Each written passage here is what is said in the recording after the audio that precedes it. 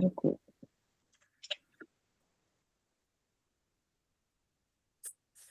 Gente, então agora oficialmente boa noite a todos. Satisfação tê-los conosco.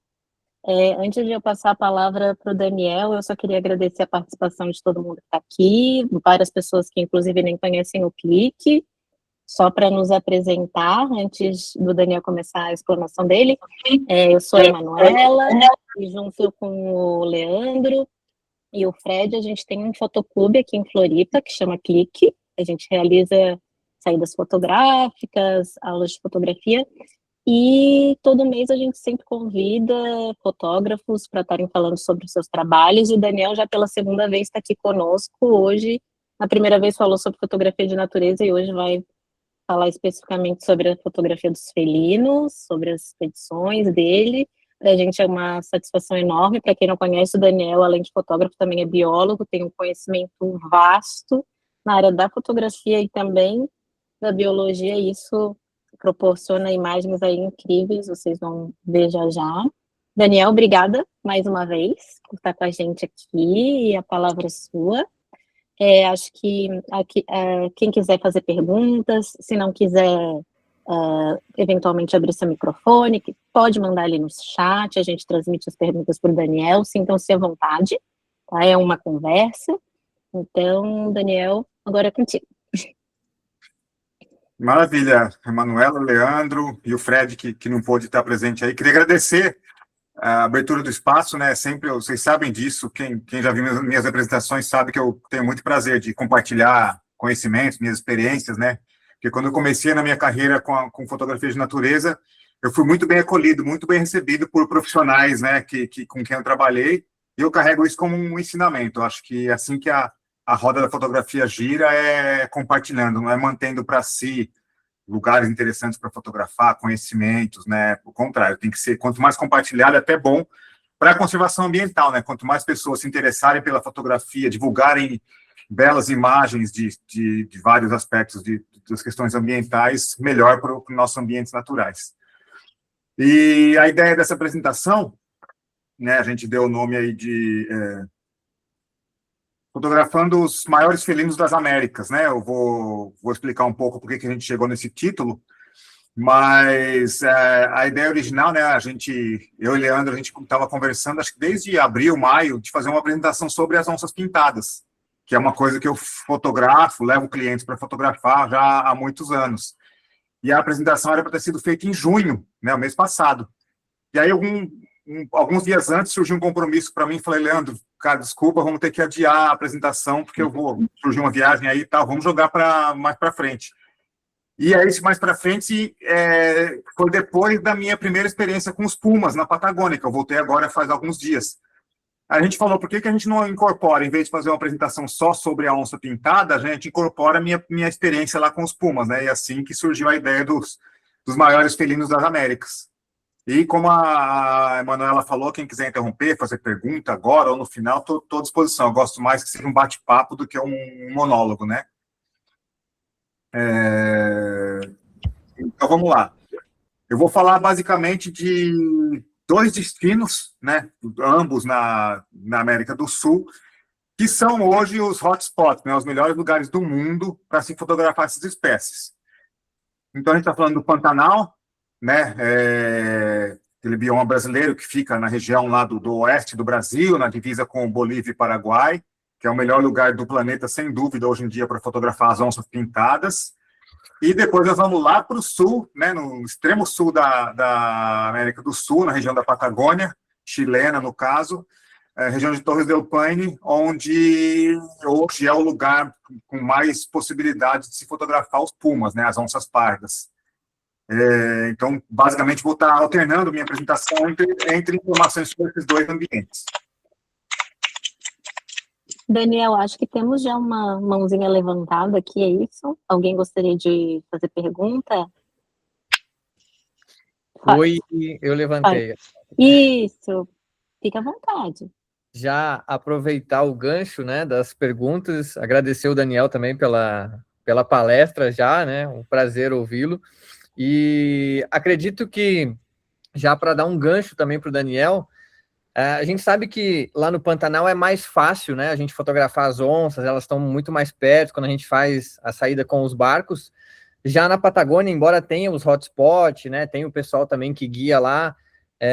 Qual é a principal dificuldade de encontrar os pumas comparado com as onças no Pantanal?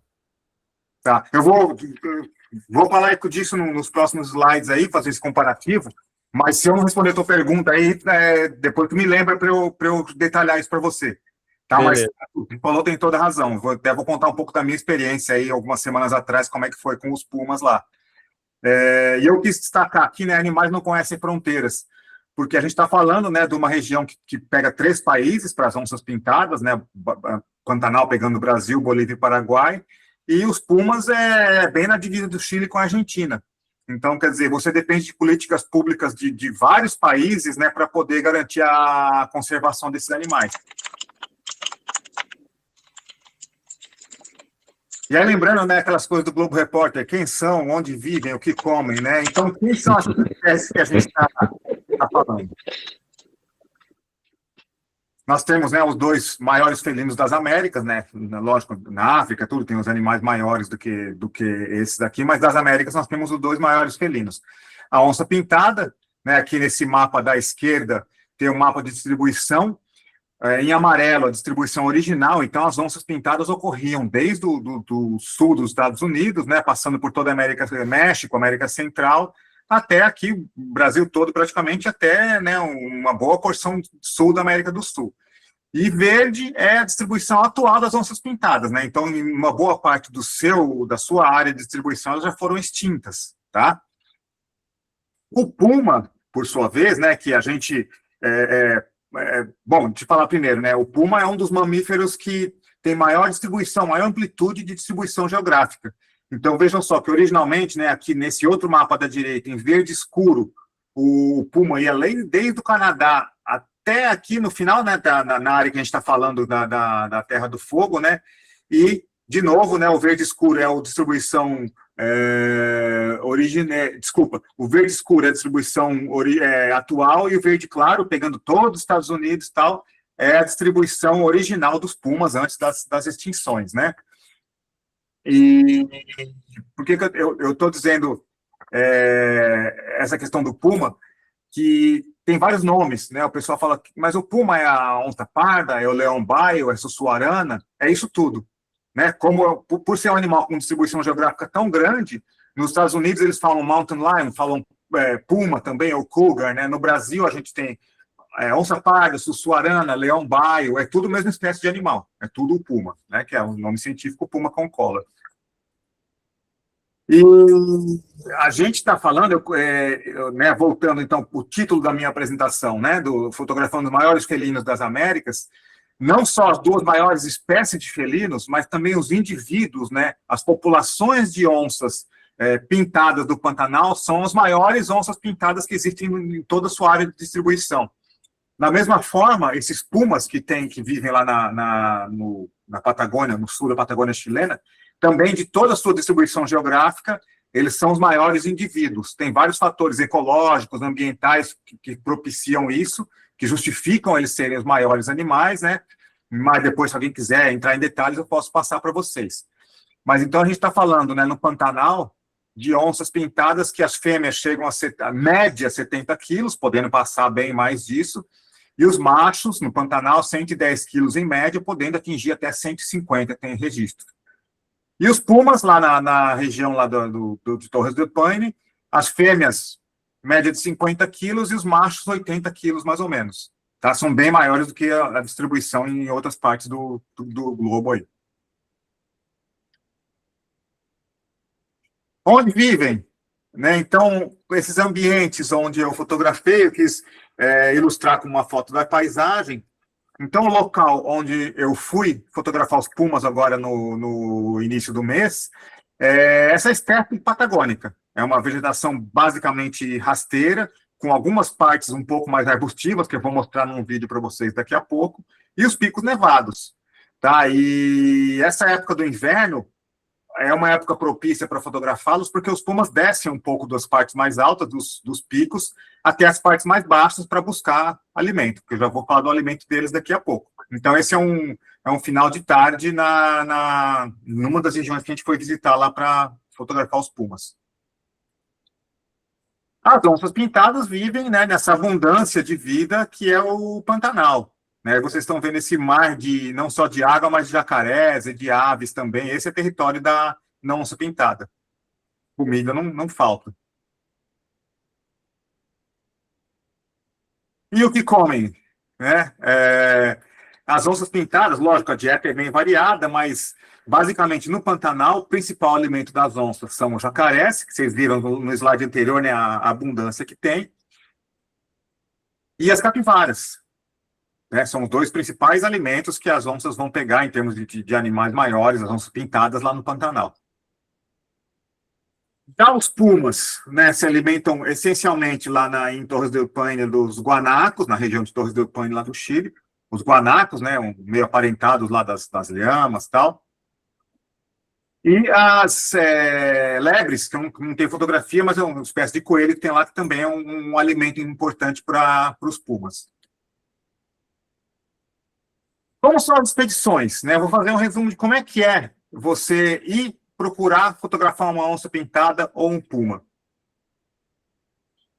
No Pantanal, basicamente, né, a gente fica percorrendo uma região que fica lá na divisa entre Mato Grosso e Mato Grosso do Sul, especialmente um parque estadual que chama Parque Estadual do Encontro das Águas, que tem a maior concentração de onças pintadas do planeta. Até o Faison, né, comentou com a gente agora há pouco.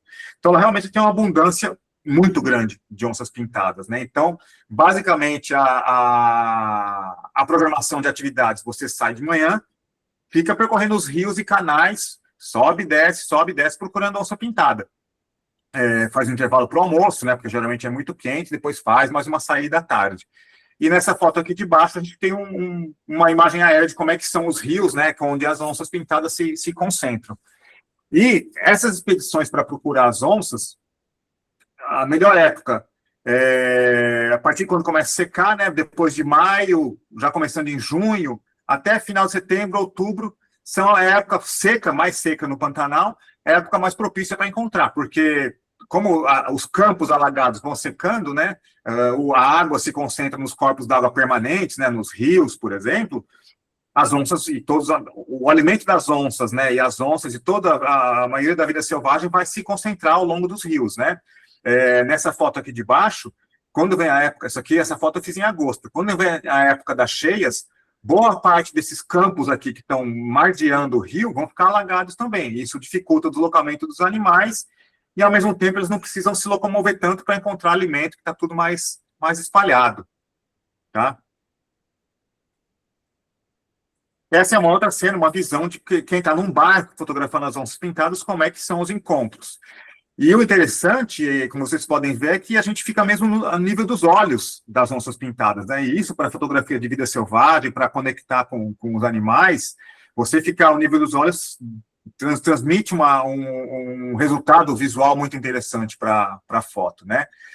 E eu queria aproveitar e reforçar aqui, muitos de vocês devem ter visto um vídeo que viralizou nos últimos dias aí de uma cena com dezenas de barcos, né, que estão lá concentrados fotografando uma onça pintada. Aquilo realmente acontece, né, não é uma cena tão rara de se ver, principalmente na alta temporada do turismo na região, que é justamente agora. E aí, quem quiser se informar mais de qual que é o impacto daquilo, tem impacto sobre as onças, não tem? Tem várias postagens de biólogos, né, outros profissionais, os colegas aí que estão na região com muita frequência, explicando um pouco sobre essa questão dos impactos, etc. Mas o que a gente não pode desconsiderar é que essa atividade do turismo lá no Pantanal é o principal responsável por manter as onças vivas, né? Porque você tem pessoas circulando lá, pessoas que estão pagando para fotografar essas onças, e gerando renda, gerando empregos para as pousadas, para os guias, para os barqueiros da região. Então, você tem toda uma cadeia produtiva trabalhando para propiciar as fotografias para os fotógrafos que estão buscando esses animais. Inclusive, tem um estudo, um pesquisador de onças que trabalha lá no Pantanal, o Fernando Tortato, ele publicou um trabalho provando, porque assim, um dos conflitos dos humanos com as onças pintadas é os ataques, né? Elas se alimentam do gado, que é uma das principais economias do Pantanal.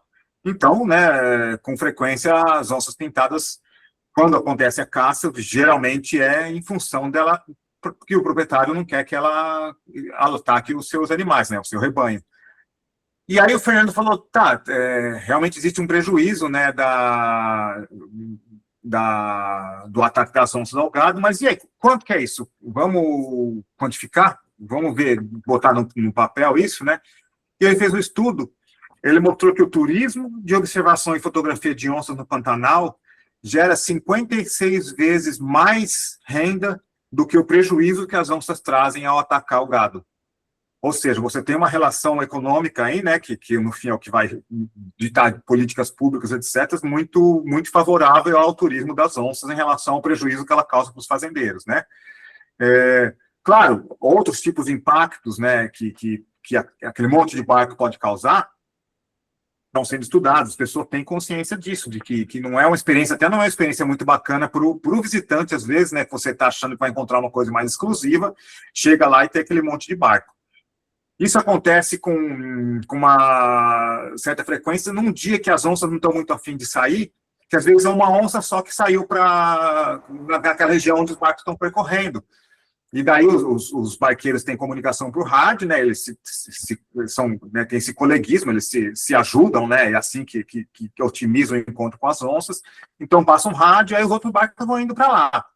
Mas tem dias que as onças estão saindo dando show, que aí, lógico, assim como você tem 5, 6 onças em partes diferentes dos rios, aquele monte de barco vai se diluir também entre as diferentes onças.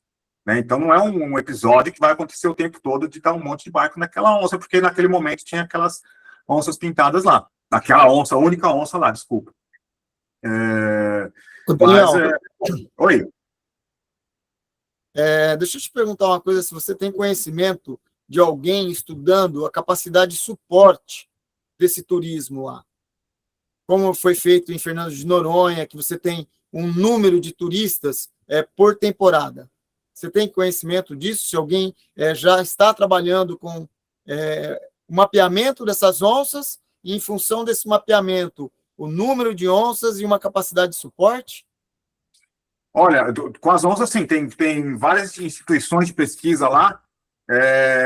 Tem o Jaguar ID, que é um projeto que identifica, individualiza as onças e dá nome a elas, e isso é muito interessante, porque quando você dá um nome, você cria uma conexão emocional, né, com as pessoas, o bicho ser individualizado e ter nome, e esse projeto já mapeou ao longo, não lembro quantos anos que tem o projeto, mas já tem umas 2 décadas, eles mapearam quase 500 onças já nessa região. Então, lógico, algumas já morreram, né? Mas ao longo de todos esses anos já foram mapeadas umas 500 onças, mais ou menos, naquela região. E agora, realmente, tem algum estudo sendo feito com critérios, estudo sobre capacidade de suporte, eu não tenho conhecimento.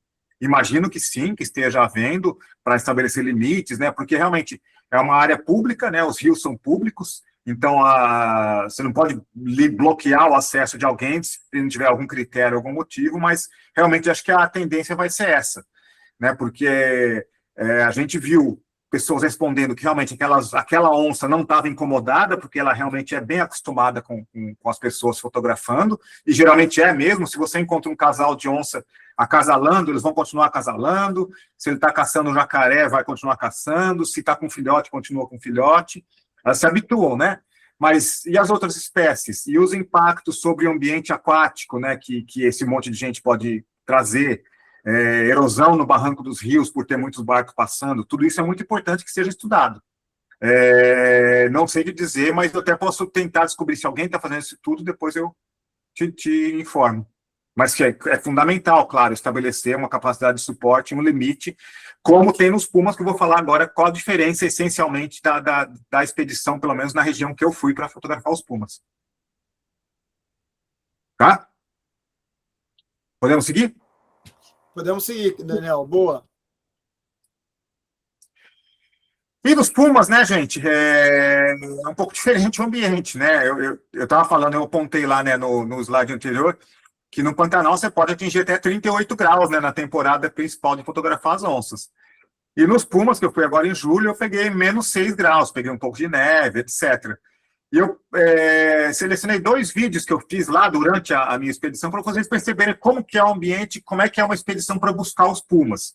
Ao passo de que no Pantanal, para as onças pintadas, eu comentei que basicamente é sair de barco, né, e fotografar do barco. Lá com os pumas, a gente sai numa caminhonete pelas estradas de uma propriedade que eu vou falar um pouco mais a respeito, e é esse o tipo de paisagem que a gente encontra. Só um pouquinho.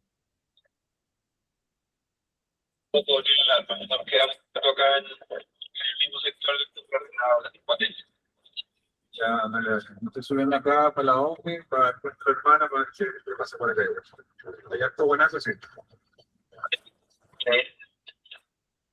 Lá no fundo tem os picos, né, do complexo da Torres do Paine ali, e o lugar que nós fomos, que é o lugar que as pessoas, que eu saiba, grande parte, se não todas as fotografias que a gente vê de onde Puma hoje em dia vem, é uma área particular, uma fazenda particular, que era de criação de ovelha, teve uma catástrofe ambiental lá de neve muito forte e tal, e não me lembro se foi na década de 80, uma coisa assim, eles perderam quase todo o rebanho e começaram a pensar em trabalhar com conservação, né? E daí hoje é uma propriedade onde eles têm o rastreamento dos pumas, e na nossa atividade nós tínhamos 2 carros, né? Parecido com essa caminhonete do vídeo. Uma estava um guia, né, que é da operadora que faz a viagem com a gente, e esse rapaz que está dirigindo essa caminhonete que a gente está, é o que a gente chama de tracker, né, o rastreador, que é um funcionário da propriedade especializado em encontrar os pumas. E com radiocomunicação, então da mesma forma, né, se o guia que está com metade do meu grupo encontra o puma, passa um rádio, a gente vai se encontrar. Ou se ele tem outra pessoa percorrendo aquela parte da fazenda e recebe informação de que tem o puma lá, eles vão lá encontrar também. E aí chegou, às vezes o puma está na beira da estrada, né? A gente vê da beira da estrada e fotografa, não precisa nem sair do carro, mas às vezes, e boa parte das vezes, você vai descer do carro e ter que caminhar um pouco para fotografar os animais, com uma série de restrições, de protocolos, de distâncias de aproximação que tem que ser seguidas, né? Então, vamos dizer, chegou com o carro, descemos, aí esse vídeo da direita é a segunda parte da aventura, que é caminhar no meio dos arbustos.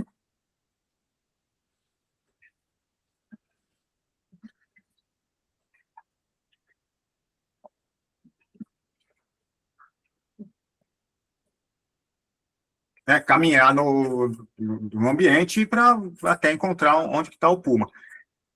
Deixa eu ver aqui. Assim, essa é uma... Deixa eu só ver a próxima. Não, é isso mesmo. Essa é uma imagem, né, para ilustrar também como é que é. São 2 que estavam comigo fotografando o puma que a gente encontrou nesse dia. E o que eu ia falar? Sim. E além do rádio comunicação e de estar procurando com os olhos e com binóculos, principalmente no inverno, os trackers, né, eles usam câmeras térmicas, porque daí está tudo gelado, a vegetação toda, e o puma, né, emite o calor, você consegue identificar, localizá-lo com câmera térmica. Nas outras épocas do ano, isso não funciona tão bem, porque começou o sol a esquentar as rochas e a vegetação, a câmera térmica já não funciona tão bem, né, mas é um recurso que ajudou bastante a gente lá nessa expedição dos pumas. Que mais? Sim. Falando de onça pintada, né? Não é raro, e aí talvez responder um pouco do que o Faison tinha perguntado, né?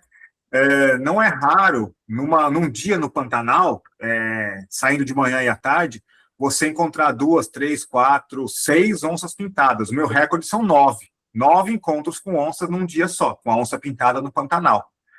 Com os pumas, é mais difícil, né? Eu passei 4 dias lá, a gente foi ter o melhor encontro, que rendeu as melhores fotos no último dia, né? Aquela história de fotógrafo sempre, né? Então, a gente passou 2 dias, a gente não conseguiu muita coisa, conseguimos algumas fotos de um puma só, mais ou menos. No terceiro dia, conseguimos uma coisa um pouco melhor, e depois fomos conseguir no último dia, né? No total, nesses 4 dias, nós tivemos 7 encontros com pumas.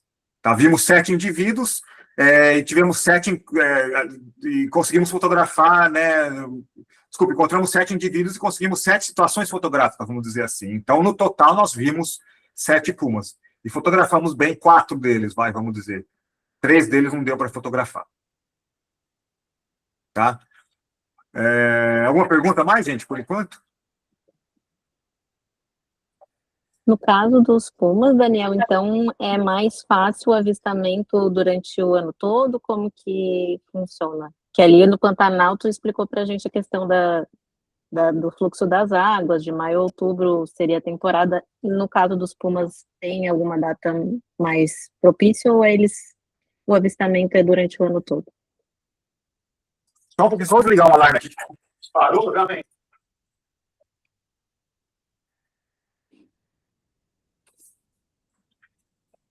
Desculpa, gente, tinha um alarme tocando aqui. Então, Manuela, os pumas, pelo que eu entendi, pesquisei, conversei com eles, é um pouco mais flexível, assim.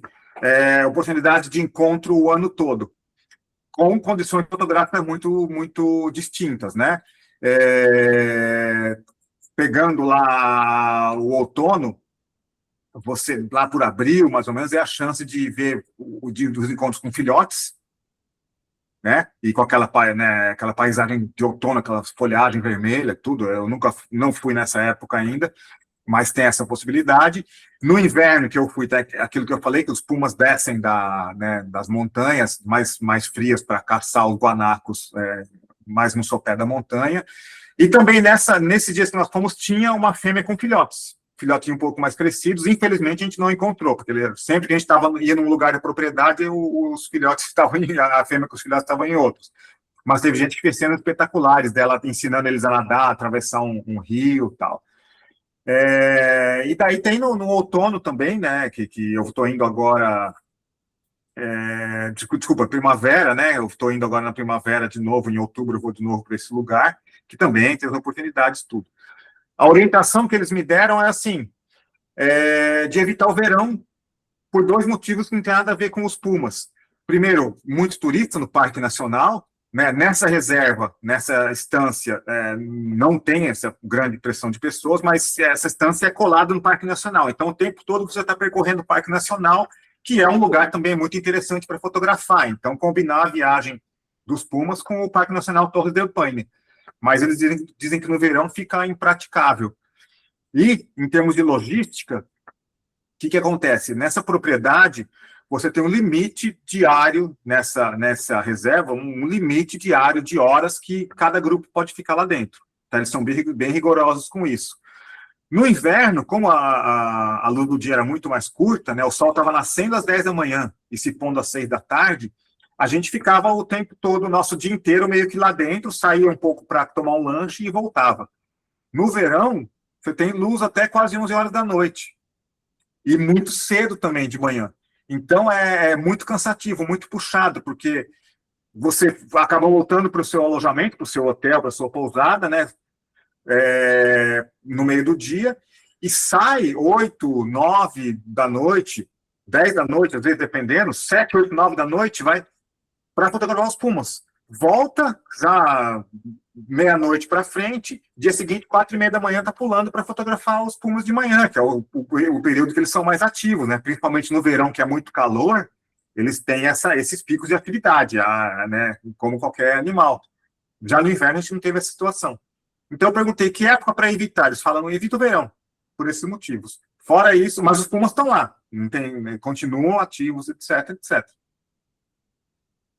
Tá? Deixa eu ver se eu... tá, não. Então, só para explicar por que esse aqui é muito mais exclusivo. Essa propriedade, essa estância, ela é dividida em 3 setores geográficos, né, que foi feita uma divisão pelos proprietários.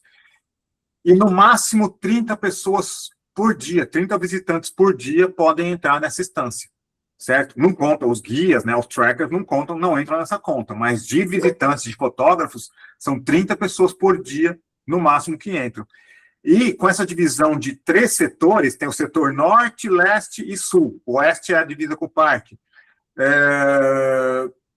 10 pessoas por setor. Então, geralmente, você vai rodando. Se você vai ficar lá 3 dias, primeiro dia você vai ficar no setor sul e vai ter no máximo 10 fotógrafos, mais 10 no setor leste, 10 no setor norte. Aí vai alternando. Aí no dia seguinte você fez o setor sul, você vai para o setor norte, e assim por diante.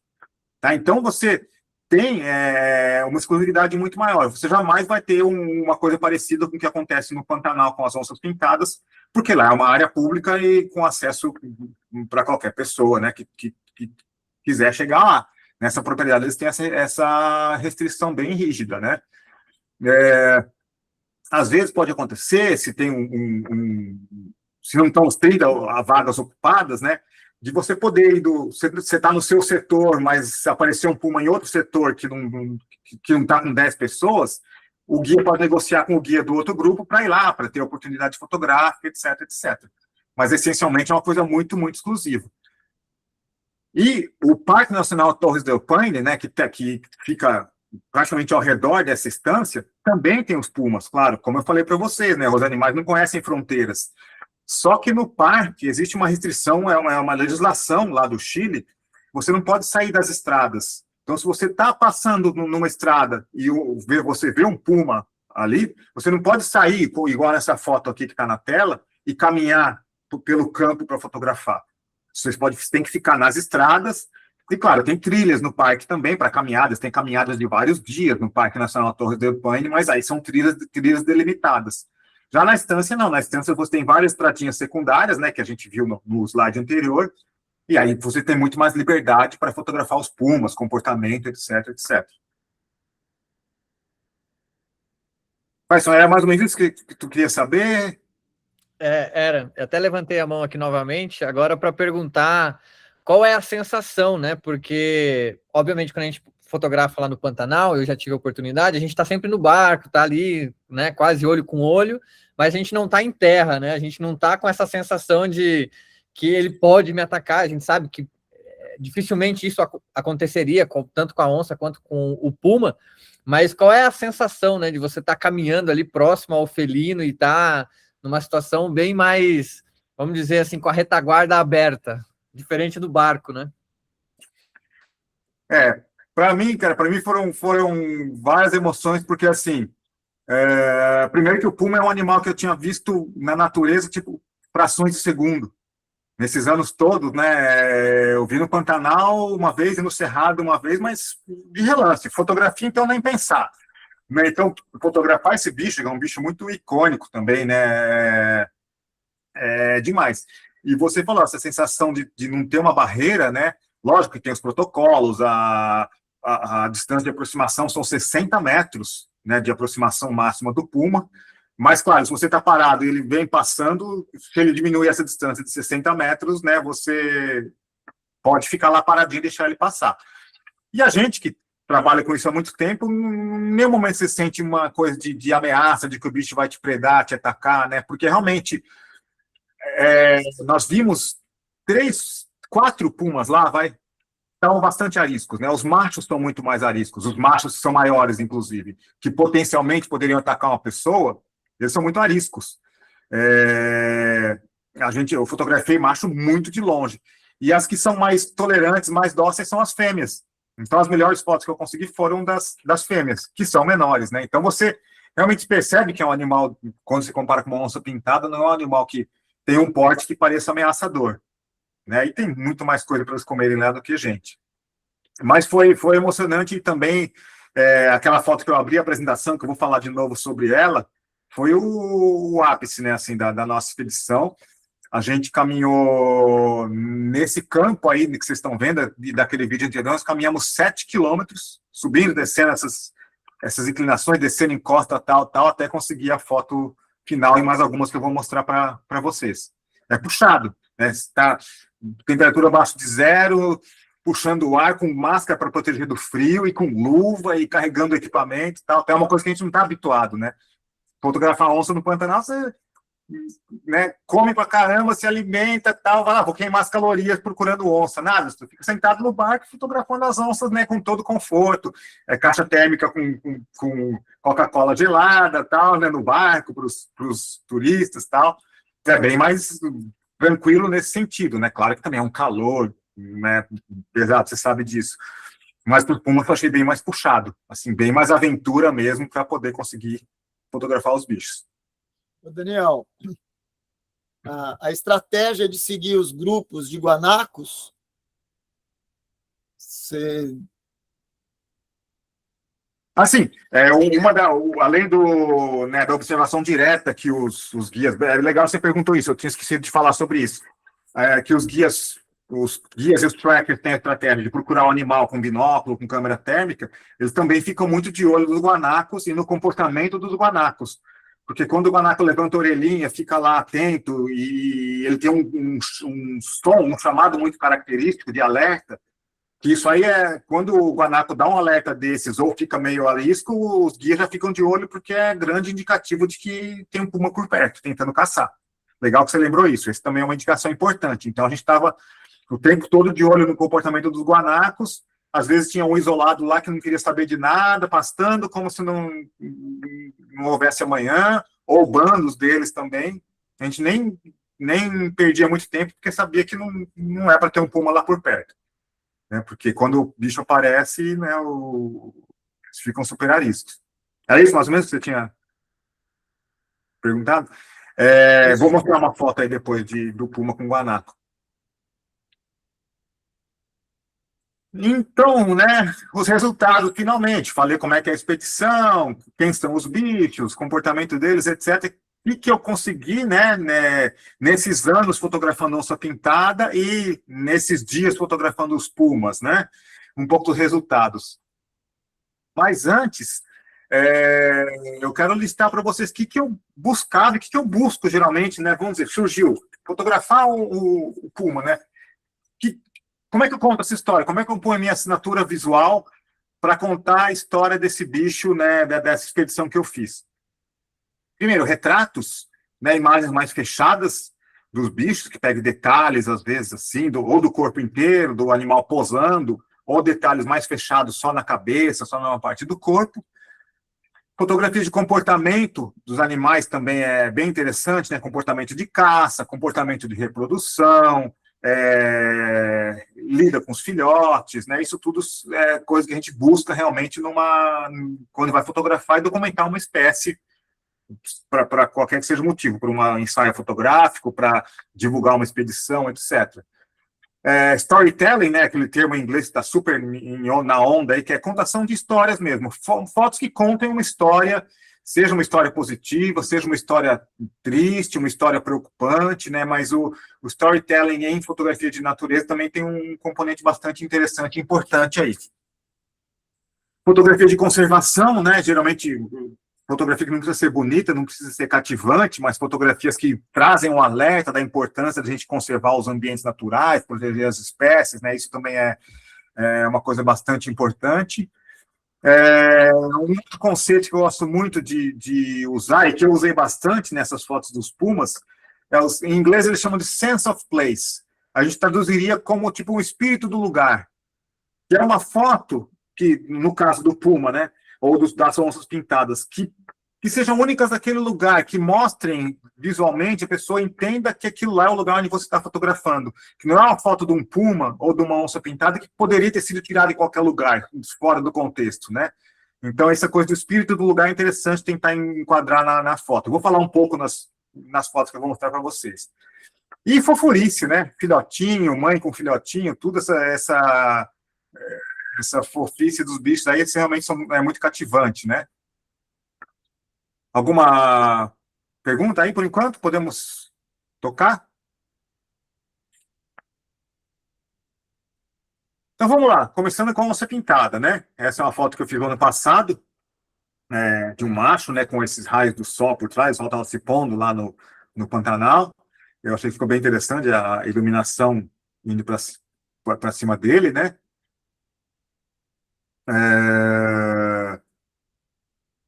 Essa outra, né, pensando sobre comportamento alimentar, é uma onça pintada pegando um jacaré no Pantanal, que eu falei no começo lá para vocês, que é o principal fonte de alimento, uma das principais fontes de alimento para os jacaré, para as onças lá são os jacarés.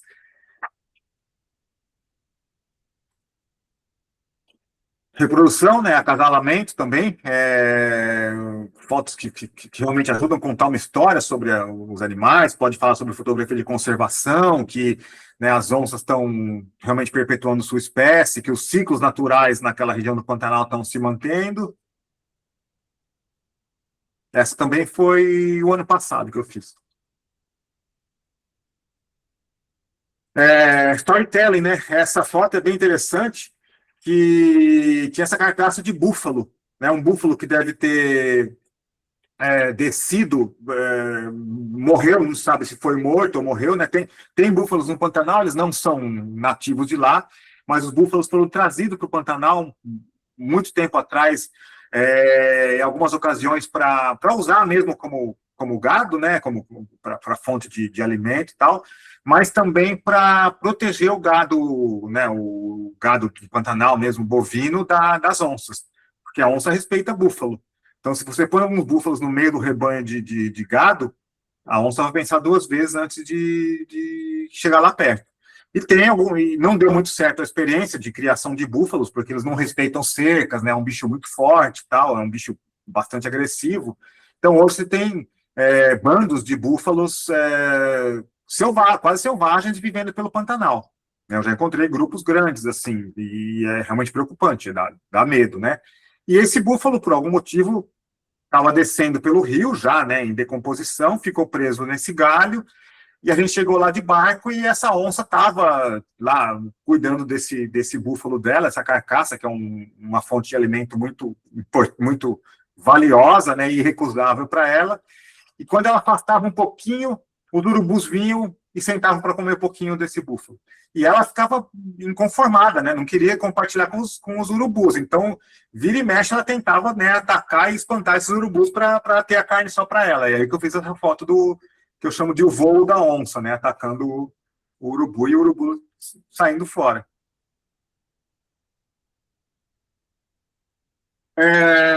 Essa aí junta um pouco de fofurice, né, que é um filhote, logo depois de atravessar o coricho, né, o coricho a gente chama aqueles canais bem estreitos do Pantanal, a gente chama de coricho, né, atravessou o coricho, a mãe e o filhote lá chacoalhando e tirando a água do corpo, e isso foi em outubro de 2020, logo em plena pandemia, né, nós fomos para lá, e foi logo depois daqueles incêndios, os piores incêndios praticamente da história do Pantanal, que queimou 30% do Pantanal, foi uma tragédia ambiental, né, muito, muito grande. Então, vocês podem reparar aí nos galhos aqui, que eles estão todos queimados, né, nesse lugar, e ao mesmo tempo você tem aqui uma história de uma esperança, né, uma mensagem de esperança com a mãe, com o filhote, lutando pela sobrevivência num ambiente totalmente devastado pelos incêndios.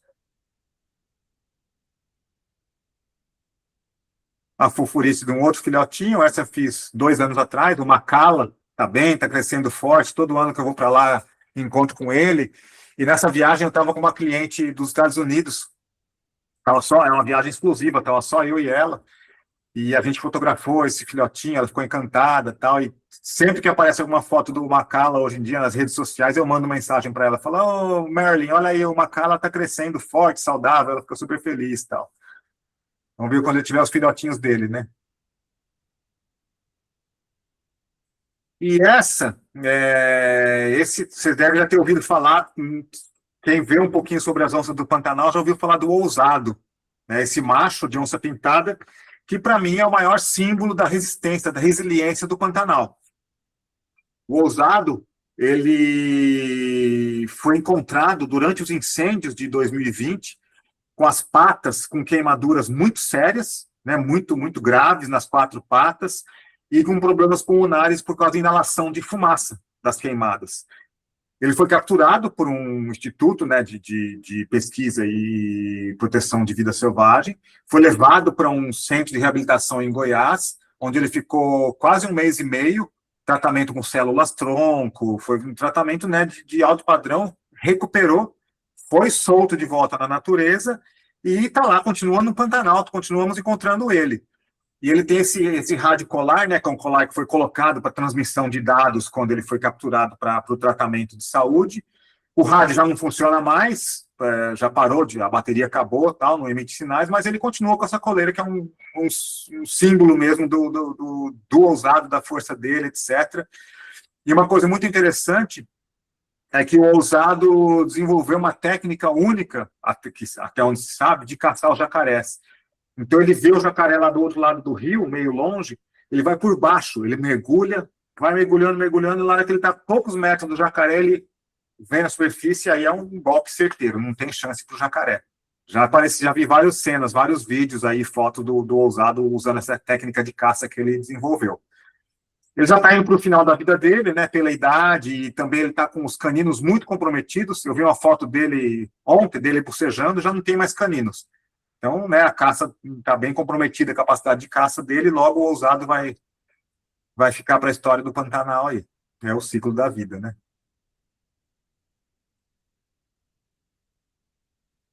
E aí, né, vamos transicionar das onças pintadas do Pantanal para os pumas, né, para as fotos que eu fiz dos pumas. Né, olha uma semelhança, né, de postura desses bichos, tal.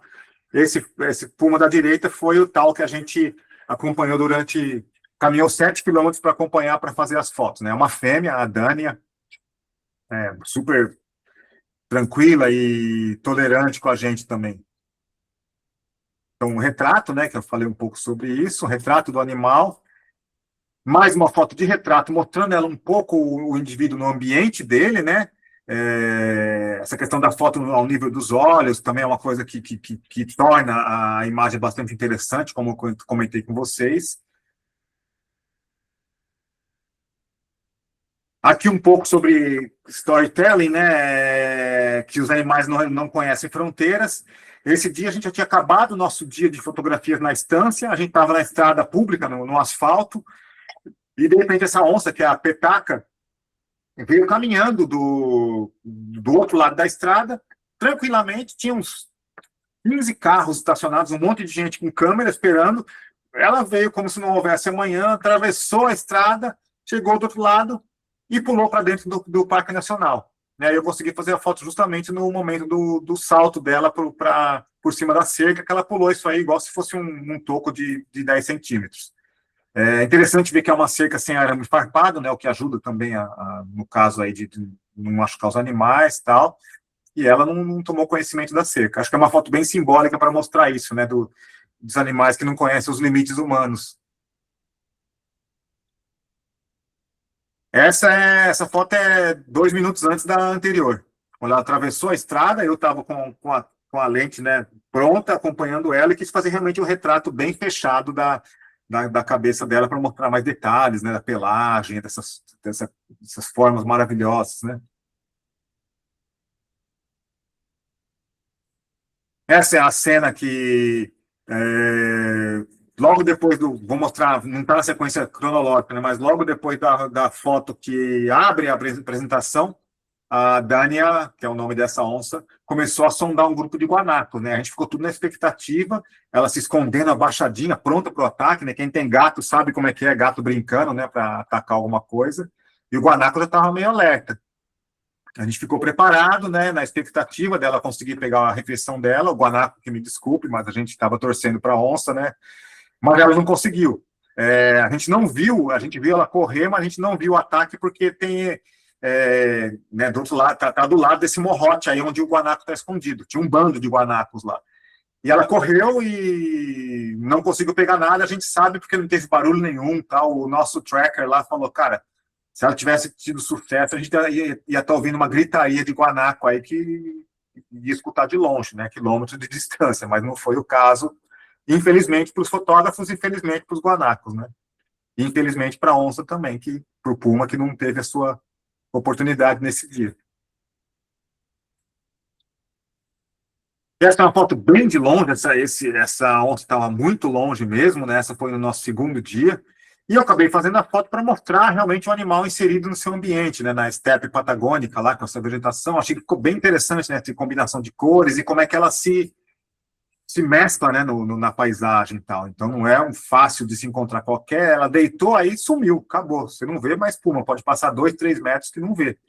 Os guias lá falam que às vezes eles estão caminhando e passam a 3 metros do puma, quase pisa no rabo dela, daí que ele vai ver o bicho lá, né? Mas, lógico, não é uma coisa intencional, é sem querer, às vezes caminha e passa próximo do animal.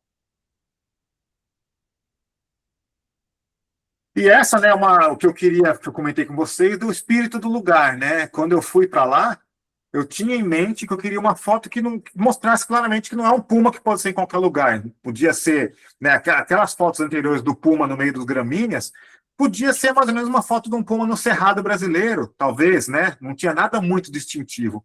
Mas essa foi a cena que para mim ficou mais marcante, que eu tinha em mente, que é mostrando o puma inserido no meio das nuvens muito baixas, dos picos nevados, né, da Patagônia lá.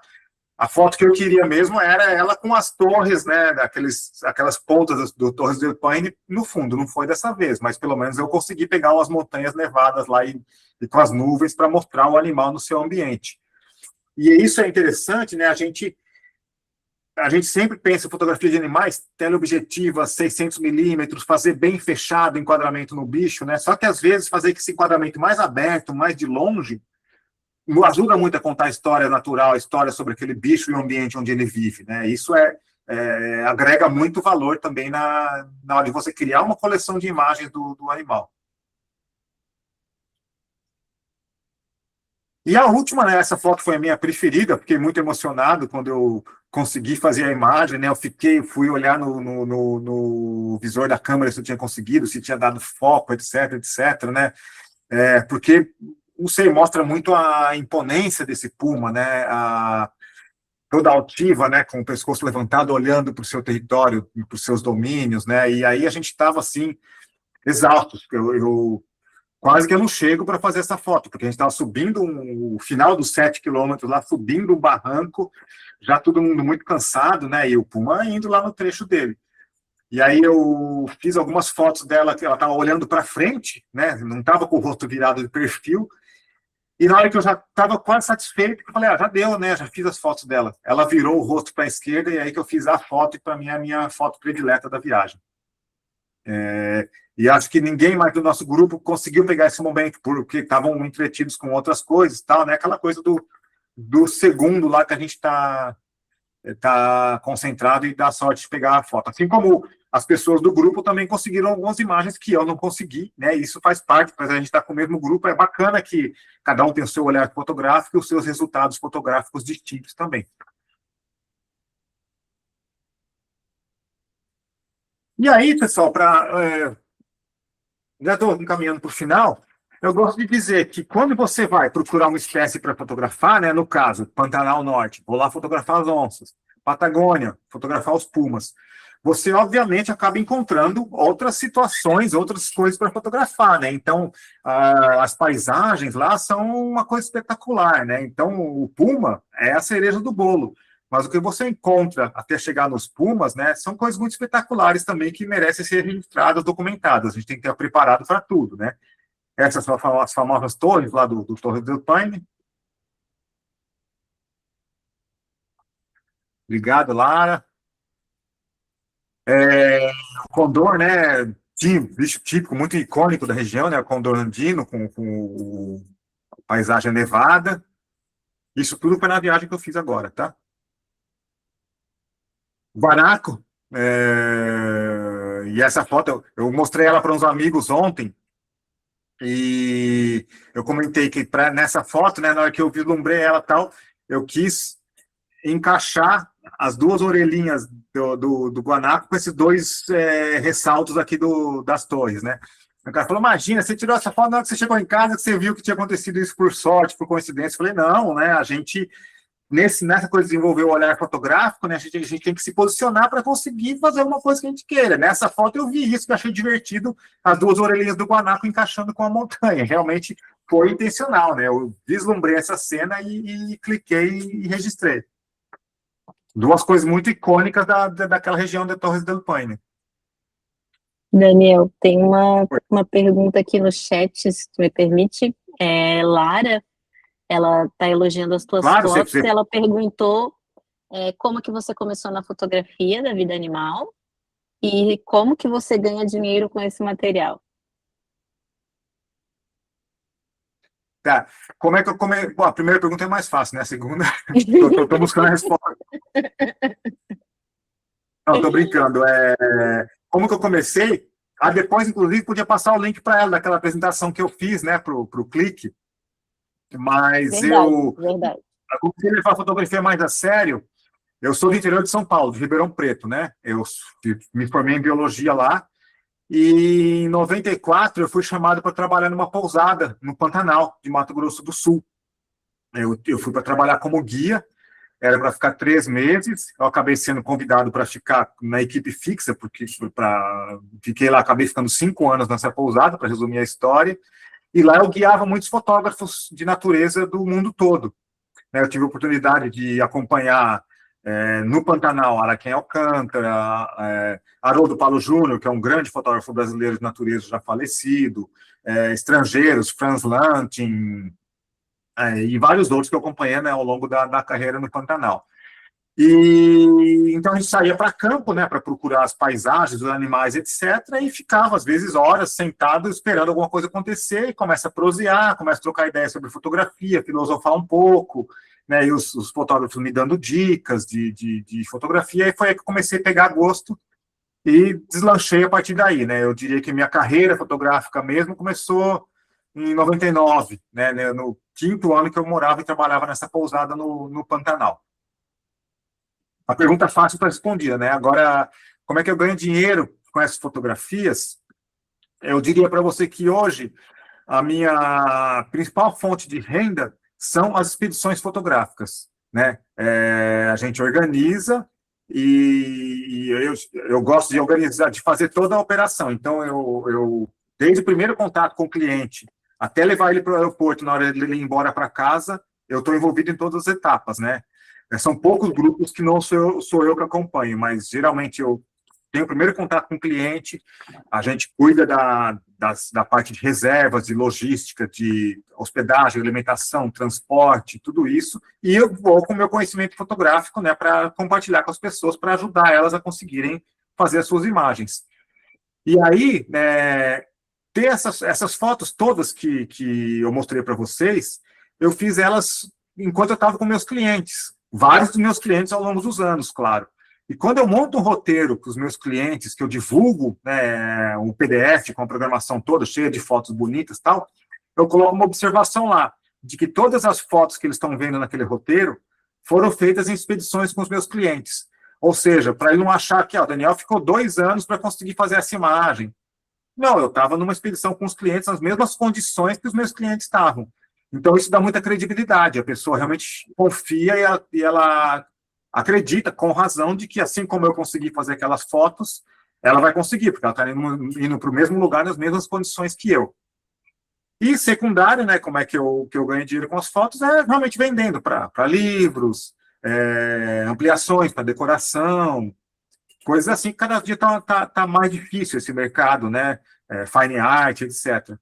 Mas seria basicamente essas duas vertentes aí, especificamente da fotografia, né? Com o conhecimento fotográfico, além dos roteiros, eu sou professor de fotografia, né? Então dou aulas de fotografia, também é um complemento de renda.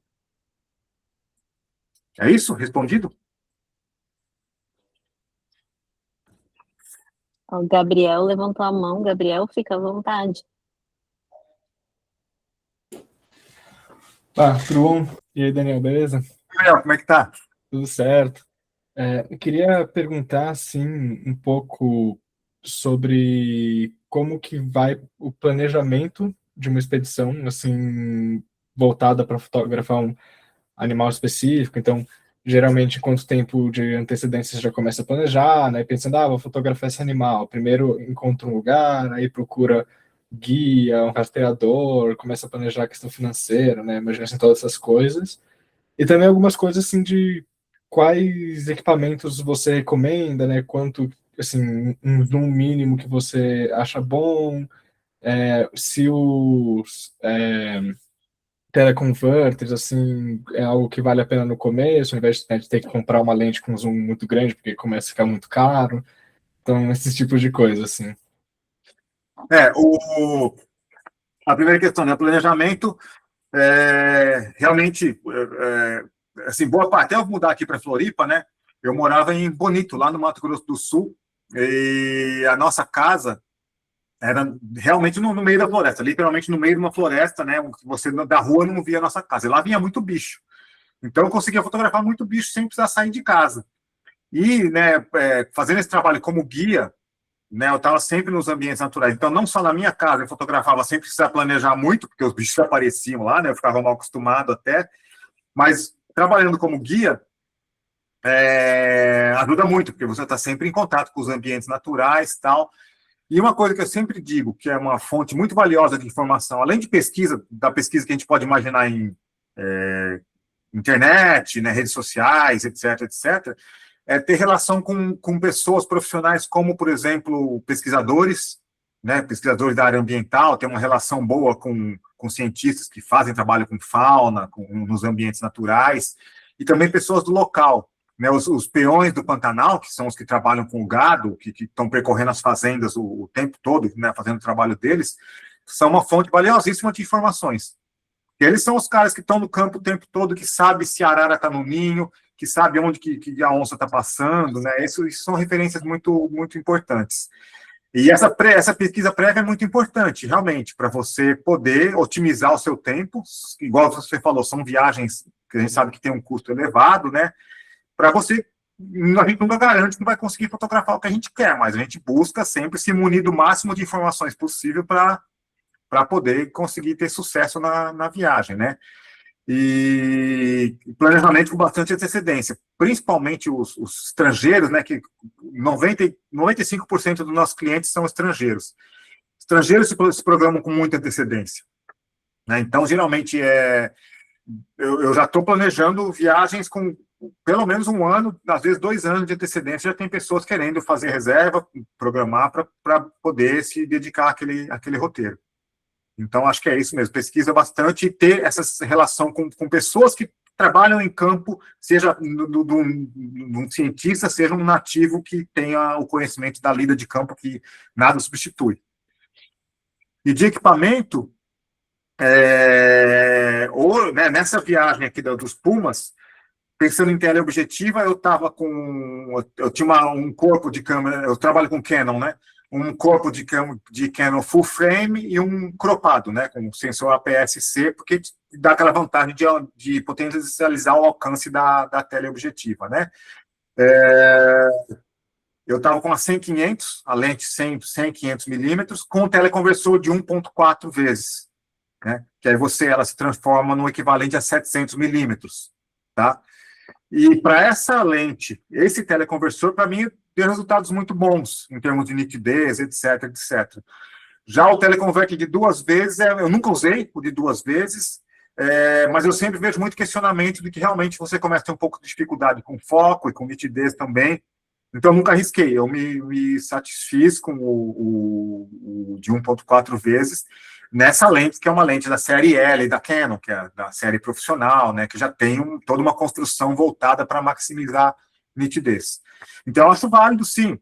Por exemplo, se tu tem uma 70-200, 2.8, às vezes, para uma lente dessa, o teleconversor de 2 vezes pode funcionar bem. Aí você vai ter uma 400, 5.6, tá excelente, certo? Agora, eu devo te dizer que eu senti falta de um alcance maior nessa expedição dos Pumas, né? O dia que a gente encontrava os Pumas mais distantes, mesmo com o teleconverter e tudo, na R5 Mark II, que eu estava usando full frame, né? Eu acho que realmente o teleconverter com a 100-500 na R7 não ia dar resultados bons, então eu evito de usar. Então eu estava trabalhando na faixa de 700 a 800 milímetros máximo, né? 700 na R5 com o teleconverter e 800 na R7 sem teleconverter, né, com fator de corte só. Mas agora eu encomendei e vou testar a 200, 800 da Canon, que é uma lente que a gente não pode falar barata, né, porque nada é barato nesses equipamentos, mas é uma lente que, em termos de custo-benefício, ela é imbatível. Tá? Agora, se está fora da realidade, não sei se você fotografa com mirrorless, né, acho que você me falou, mas eu não me lembro. Mas, para começar a teleobjetiva com a mirrorless, a Canon tem uma lente 100-400 RF, que cara, é fantástica, assim, ela é compacta, um preço muito bom. Eu comprei ela para uma viagem. Eu comprei ela para uma viagem porque a minha lente principal quebrou uma semana antes da viagem, não dava tempo de arrumar nada. Eu falei, vou comprar essa 100-400, eu levo nessa viagem emergencialmente. Na volta eu vendo ela. Só que eu gostei tanto dela que eu não vendi, não. Eu gosto de sair de bike para fotografar, de bicicleta e tal, né? Não dá para levar 100, 500 na bicicleta. Então, ela é a minha câmera, minha lente de portátil e dá resultados muito bons. Ótima nitidez. Eu comprei essa agora, né? Eu tava querendo comprar eu peguei da minha câmera, aí meu primo que mora fora do Brasil, né? Ele falou, vou pro Brasil. Eu falei, você consegue trazer? Ele trouxe. Aí eu peguei a 100-400 e a Canon R7 também, né? Consegui testar agora nas férias, assim, e foi realmente muito bom, assim. Mas eu senti também, já comecei a sentir uma falta, assim. Eu fiquei muito bravo, porque um tucano voou por cima de mim e pousou numa árvore longe. Aí tentei fotografar, mas estava longe demais, não consegui nenhuma qualidade, assim. Então, nossa, assim, você fala, pô, por que eu não tenho já, né, uma 800 e tal, mas é bom saber, assim, que, né, para começar, é isso, né, o começo não tem como ter essas lentes mais caras mesmo, assim, mas eu já senti uma, assim, melhora muito boa, assim, a 400, né, assim, pro preço dela é incrível, e bom saber que tem assim essa 200, 800, essas opções que não são extremamente caras, mas que vão conseguir entregar, né, alguma coisa. Não precisa vender os 2 rins, vende um só que você consegue comprar essas lentes aí. Gabriel, agora só 2 coisas que eu queria falar. A 100-400, a limitação dela é que, como a lente não é da série L, ela não tem tanta vedação para poeira, umidade, tem que ter mais cuidado do que uma lente mais robusta, né? Para não quebrar mesmo. E uma coisa que é importante a gente ter em mente é que, às vezes, que o alcance não é tudo, né? A gente sempre quer mais, a gente sempre quer 800, 1.200 milímetros. Tem que lembrar, né, que você tem uma camada de ar, uma interface de ar entre a lente e o objeto que você está fotografando. Dependendo, você vai tentar fazer uma foto com 800 milímetros, aproximou do bicho, não vai te dar nitidez, você vai falar, pô, essa lente está com problema, essa lente não é boa. Não, é porque você tem, em inglês a gente fala heat haze, né? Não sei como é que a gente fala em português, que é aquela, né, todo, né, as impurezas no ar e também a movimentação do ar de acordo com o calor, com a temperatura. Nessa viagem da Patagônia, teve algumas fotos que eu fiz que não saíram nítidas. E eu falei, putz, mas que será, né? Não é a lente, nada tal. E é realmente isso, essa interface de ar com variação de temperatura que degrada a imagem. Então, você não consegue nitidez, não adianta... Máximo, quanto mais perto você conseguir chegar do bicho, mais nitidez vai ter, porque tem menos ar entre você e o bicho, né, para a fotografia. Mas a gente tem que sempre pensar que uma lente não resolve. Às vezes, um bicho muito longe não tem jeito, não vai conseguir uma foto nítida, por melhor que seja a tua lente, né? Sim, sim. É isso. Mais alguma pergunta por enquanto? Então vamos lá. Guanaco com a orelhinha na montanha. Essa é uma raposa, né, que estava carregando, a gente acha que era a cabeça de uma ovelha, alguma coisa na beira da estrada lá que ela estava se alimentando, e está tudo branquinho de geada. Estava tudo bem gelado. Esse dia estava a menos 6 graus. E o Nhandu, né, que é um parente menor da nossa ema. Né, eu achei curiosa essa foto aí, que parece que ela está com 2 cabeças. Tal. Em termos de Pantanal, né? O Pantanal é a terra das aves, então, quando a gente está procurando onça pintada, a gente se depara com cenas como essa, desse tucano, né, refletido na água. A arara azul, né, um ícone, um símbolo do Pantanal, eu achei bem interessante conseguir ela com esse, né, o contraste com as flores amarelas do cambará por trás, deu um cenário bem bonito, né, o amarelo conversa com essa pele nua dela, que também é amarela. Está saindo do ninho, né? É um casal no ninho. A ariranha, com a cara suja de poeira, logo depois dela sair da toca, ela estava indo para o rio para tomar um banho, aí acho que lavar essa cara. Eu achei curioso que ficou essa máscara aqui dela, né? De terra e lama e tal. E buzios, né? Primatas, sempre muito carismáticos, né? Essa é uma mãe com um filhote, também lá no Pantanal. E acho que essa é a última, mandou a bandeira com o filhote, também no Pantanal Norte, né? Uma cena bem bonita, interessante, assim, né? Ainda mais com essa IP lá atrás, né? Florido e tal, fica bem uma composição bacana. Gente, é isso. Da minha parte de conteúdo era isso, né? Essa também é uma foto no Pantanal na época da seca, né? Que as aves se concentram nos cursos, nos corpos d'água que ainda estão remanescentes, né? Assim como as onças convergem, todos os animais convergem para a água. E sigo à disposição. Quem está aí para indicado, quem quiser acompanhar as redes sociais aí, né? Instagram, LinkedIn, Facebook, eu não estou mais tão ativo, mas aí tem os links para quem quiser linkar direto. Tem os QR Codes aí do meu Instagram e do LinkedIn. E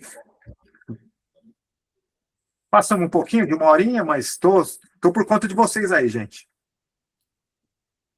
Obrigado. Lindas fotos, hein?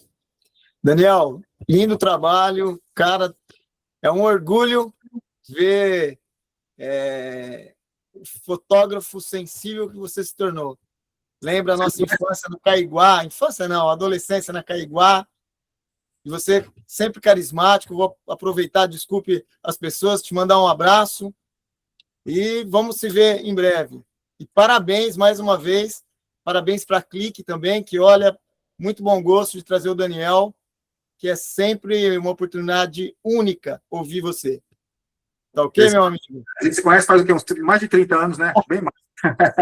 Tudo bem que eu sou suspeito, mas olha, você... Maravilhoso o seu trabalho. Valeu. Obrigado por ter aparecido aí. Tá ok. Pessoal, mas alguém gostaria de fazer alguma pergunta para o Daniel? Fiquem à vontade. Se alguém precisar, escreve ali no chat. Já vi que a Sônia comentou que encontrou você em Urupema, no Festival dos Charrões, e está pedindo também uma apresentação sobre as aves. Daniel, já estão te pedindo mais do seu trabalho aí na questão das aves, então. Mais específico sobre aves, claro. Eu fiz uma postagem, eu sou colaborador do Conexão Planeta, né, que é um portal ambiental, etc. E eles têm uma parte do portal que é um blog, chama Por Trás das Câmeras, que são fotógrafos contando histórias de bastidores das fotografias. E eu fiz uma postagem sobre o Festival do Papagaio de Urupema lá. Depois, se quiser, eu compartilho o link, contando como é que foi minha experiência lá, que foi super bacana também. Tem fotos e texto. Gente, eu coloquei aqui no chat, o Daniel havia mencionado, né, que a gente teve uma conversa anterior onde ele fala um pouquinho mais do início da carreira dele, então tá o link aqui no nosso canal, o link para essa conversa, quem tiver interesse de assistir. Esse nosso vídeo de hoje também vai estar lá no canal, quem quiser assistir de novo ou depois compartilhar. Para os inscritos, inclusive, amanhã eu mando o link por e-mail. E queria saber se mais alguém gostaria de fazer alguma colocação. Faison. Não sei, desculpa se eu não falei seu nome errado. É Faison. Mas Faison. Com um nome diferente também não pode exigir que falem certo, né? Desculpa, mas fale, fica à vontade. Mas eu costumo dizer que é mais Faison do que parece, então... A última, então, Daniel. Eu tô indo, né, um pouco mais para esse caminho da vida selvagem. Eu venho mais do outdoor, né, montanha, trekking, trilha, todo esse universo. E eu gostaria de entender, assim, na sua visão, né, da fotografia da vida selvagem, onde existe, às vezes, tão pouco esse controle, né, sobre o que vai acontecer, às vezes, do animal, uma cena, um comportamento, um ataque, uma caça. Como que você consegue equilibrar, assim, na sua cabeça, a técnica com a composição que você já, de repente, planejou, né, como você explanou em algumas situações ali, e esse intervalo, às vezes, um segundo ali, que você consegue se adaptar a esse imprevisível, né? Às vezes você tem a cena que você quer fotografar, sabe um pouco da técnica, mas chega ali, é diferente do que você talvez planejou, né? Então, como que você lida, assim, um pouco na sua cabeça com esse processo? Equilibra esses pratinhos? Primeira coisa, né? Pensando na composição, tipo, o posicionamento dos elementos dentro do quadro, né? Regra dos terços, Fibonacci, enfim, aquelas coisas todas. Claro que tem momentos, por exemplo, daquela foto da onça pegando o jacaré, não pensei em nada disso, né? Enquadrei e cliquei. Se precisar, depois eu faço um recorte para tentar posicionar de uma maneira que eu acho mais legal. E cropar, né? Recortar uma foto também é perfeitamente aceitável, né? Não tem nenhum problema você recompor depois de fazer a foto, porque tem situação que não é você ficar pensando em regras de composição. Né? O ajuste da câmera. Eu gosto de falar que fotógrafo de natureza tem que ser um pouco, tem que prever o futuro. Né? Você tem que meio que, vida selvagem principalmente, você tem que meio que conhecer o comportamento dos bichos, se antecipar e entender e sacar o que ele vai fazer. Né? Por exemplo, tem ave que boa parte das aves, né, tá num galho, antes de levantar voo, ela faz cocô. Né? Então, na hora que você vê aquelas fezes saindo, que ela tá aliviando o peso para sair voando. Te prepara que se quiser pegar ela com as asas abertas, que ela vai decolar, né? E aí a tecnologia, né, eu acho que vem muito para nos favorecer também. Eu lembro que não muito tempo atrás, vamos pôr aí, até 3 anos atrás, eu fotografava com uma câmera que fazia 7 fotos por segundo, que era a 5D Mark IV. Tinha a 7D que fazia 10, acho, por segundo. 3 anos atrás, né? Aí eu migrei para mirrorless. Hoje você tem câmeras fazendo 40 fotos por segundo, 120 e tal. Isso ajuda muito, né, para você conseguir captar o momento. Então, conhecer o comportamento dos animais, né, a composição, às vezes, dá para você pensar na regra de composição, às vezes não. E uma outra coisa de tecnologia também que é muito bacana, que acho que a tendência é que as câmeras todas vão vir, que é aquele modo de pré-disparo, que acho que você deve conhecer, que você fica com o dedo no disparador, aí aconteceu alguma coisa, você clica. A câmera tem um buffer, né? Ela salva imagens quase 1 segundo antes de você clicar. Então você aí fica muito mais difícil de perder um momento decisivo lá, né? O momento que a ação aconteceu. Então são coisas que vêm favorecer. E eu acho que é isso. Às vezes você consegue pensar em composição, principalmente num lugar que você vai com frequência, né? As onças pintadas lá, que todo ano eu vou pelo menos uma vez lá. Então já começa a ficar mais seletivo. Até às vezes nem fico muito fotografando uma cena que eu já tenho bastante, que não vai acrescentar muita coisa no meu portfólio. Claro, eu faço uma foto ou outra, porque eu sempre estou encantado, não consigo não fotografar uma onça, mas também uma coisa que eu gosto é de, às vezes, aproveitar e observar sem compromisso, sabe? Observar a olho nu, sem ficar observando só pela lente. Nessa ida para a Patagônia era outra pegada, né? Minha primeira vez lá e gastei uma grana para ir lá para fazer essa viagem de inspeção e tudo tal, e tudo novidade. Você começa. É outra pegada, né? Quando eu voltar lá em outubro, talvez eu já esteja com um olhar um pouco mais aliviado nesse aspecto. Mas eu acho que realmente é importante isso, estudar comportamento animal, entender do comportamento dos animais. E uma coisa que, né, a Emanuel, o Leandro sabem, eu sempre gosto muito de bater nessa tecla, Fernando também, todo o pessoal que me acompanha, essa ética, né, de que nada justifica você causar um impacto, você perturbar um animal, causar um impacto excessivo aí no ambiente natural para conseguir foto, né? Isso a gente tem que carregar muito com a gente, essa questão da ética aí na relação com os ambientes naturais. Nada justifica mesmo só para a gente satisfazer nosso ego de conseguir a foto, a gente causar um estrago, né? Maravilha. Isso, não tenho, tô sem pressa, se quiser perguntar mais alguma coisa, fica à vontade. Tô indo agora, vai quando para lá? Eu tô indo agora sábado, mas eu tô indo mais para fazer trilha, talvez. Achei umas passagens baratas, porque agora é baixa temporada, né? Não tô indo com a intenção de fotografar pumas. Tá, desculpa, achei que você vai indo para o Pantanal. Não, eu vou em outubro pro Pantanal. Tá, não, que eu tô indo para semana que vem, falei, a gente vai se encontrar lá pelo Rio, lá, fotografando alguma onça e tal. Quase que se encontra. Claro.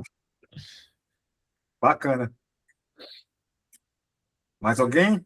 Gente, só lembrando também, se alguém não conseguiu, depois que acabar aqui, lembrar de alguma pergunta para fazer, tá aí meus contatos, fiquem à vontade, eu sempre fico muito à disposição para responder perguntas, ajudar na hora de comprar um equipamento, alguma coisa, alguma dúvida que tiver, eu tenho uma satisfação de colaborar nesse sentido também. Então, mesmo depois da apresentação, eu sigo aí à disposição.